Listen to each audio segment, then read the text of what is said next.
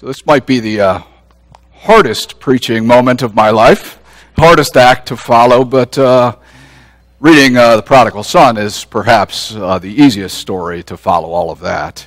Pastor Dan served a Good Shepherd for 34 years. Not many people serve that long of a time period in any place as a pastor. We had a 3-year interim, and then I arrived here shortly before 9/11. And I remember walking into the church for the first time with a box of books, some mementos, and went into my new office, put the stuff on the desk. Just so you know that office location is out now, the women's bathroom, but back then it probably had 9.5-foot ceilings, and there was wood paneling everywhere on all the walls. And I remember just entering that space, just kind of taking a look around, and then I saw it.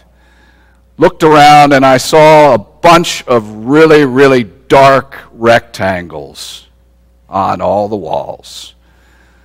Dan had been there so long that all of his pictures and his diplomas and his mementos had literally left a mark on the wall. And there was no way you could wipe that off, nor would you actually ever want to wipe that off. I thought that was the coolest thing, the coolest reminder to me personally that I was reminded of Dan's witness. So I intentionally put my pictures so I could always see those rectangles and realized that humbly that my job was to help this church carry on his faithful work. Dan left a mark.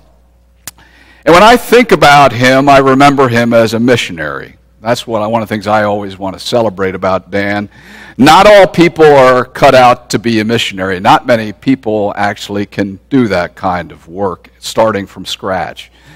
And last fall, you might wonder why in the world we read that story with the funny names in the story today, but it really was, it's the story of Paul being on a missionary journey, and there were numerous doors that closed, numerous places where the Spirit was saying, don't go there. And then there's a vision in the middle of the night where St. Paul has this vision of a man pleading, come to Macedonia and help us. And I like to think that Spirit spoke loudly to Dan, saying, come down to Gaithersburg and help us.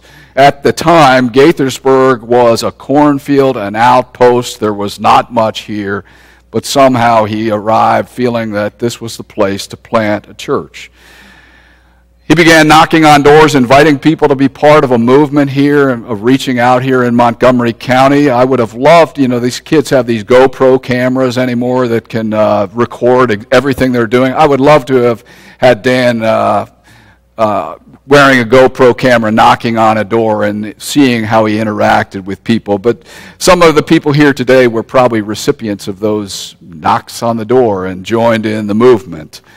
Dan's DNA is here in this place, in this church, even to this day. Even if some of the current members never met Dan, his legacy carries on, whether they realize it or not. What he started here remains. He had a heart and a passion for social ministry and benevolent outreach that continues. He loved good music in multiple styles. Who knew he loved Bob Marley? But experimenting with different styles was important here. He believed the church should extend hospitality to the community and be a place where people come for healing. It's very fitting that as we gather, we have a massive AA group that's meeting next door. We asked if they could meet at Epworth next door. And Epworth was so willing to honor that request today because they knew what a great partner in ministry Dan was. Adult education was important for him, so was youth ministry. Being a congregation that reached out to every generation was important to him. He believed people should be connected in fellowship and get to know each other in small groups. Someone said to me, though, one of his greatest gifts was he didn't micromanage. He got things started and let people take it on and lead. And he was certainly a person who dreamed big dreams. And I think that's part of the calling of our church, is to continue to dream big dreams. He wanted to buy the shopping center across the street. And boy, talk about what a wonderful idea that was. But every time I was around Dan, I'm actually shocked none of the people who spoke before mentioned this. I got this massive bear hug, and so did many of you. To be honest, when I got here, I was kind of amazed at all the people who actually hugged each other. My former church, I think I got a hug when I left. But, here it was just like all the people were hugging, including men, which I had not experienced before, but I was just overwhelmed at the number of people who showed their emotion in that way. That hug, the embrace, I think was a way he put the gospel in action. He showed that he valued you. He showed that he accepted you. It was a way, very, very simply, to express the love of God. That embrace was key to that story of the prodigal son, in my opinion. The story of Jesus told about a father with two sons. Both those children are seriously flawed. Both of them mess up. Both of them are undeserving. Yet the father's actions are incredible. Both those kids, if you think about it, caused the father pain. But you know what?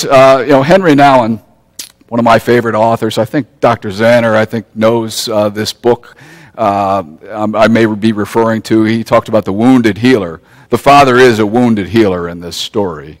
But I think the key in the story is learning to be more like the father, Henry Nouwen said. Henry Nouwen always said, I can picture myself as the younger son, foolish and arrogant. I can picture myself like the older son, resentful for undeserving people being shown respect and love.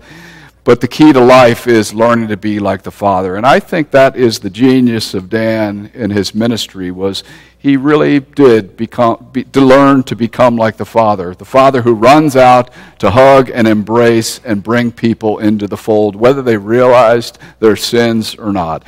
Dan was not perfect, as we will all acknowledge he wasn't perfect. None of us are. But Dan loved the Lord. He felt that embrace of God, and he simply tried his best to share that embrace of God with others. We're all called to share the gifts we've been given to bless the world around us and to build up the work of the kingdom.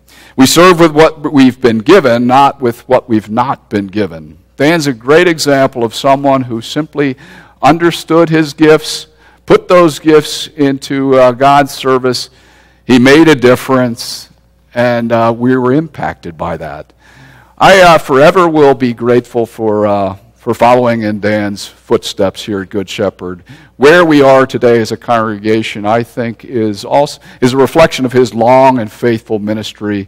But I also will forever give thanks to the fact that he has let me be who I am called to be, and was a continual cheerleader.